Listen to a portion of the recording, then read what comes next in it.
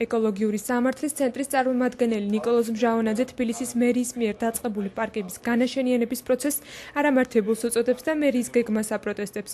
მისი თქმით, ტრადიციად ქცეული ხეების გაჩეხვა და მათ ადგილზე გამგეობის ოფისების მშენებლობები ქალაქის რეკრეაციას სერიოზულ საფრთხეს უქმნის.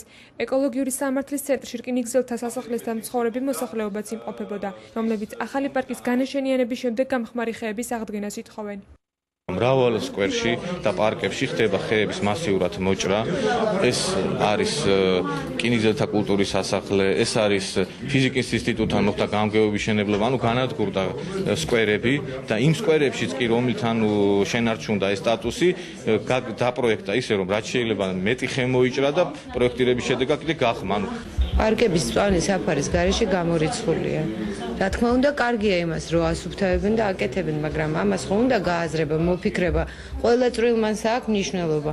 ჩვენ დავწმუნდით, რომ ბაღის შესასვლელში გაკეთებული სკვერი, რომელიც დაიფარა აი ამ საფარით, როგორც თვითონ ამბობენ ეს ani ბეტონის საფარი, გახმა 4 ხე, 1 უზარმაზარი ნაზვის ხე და 3 ნეკერჩხალი.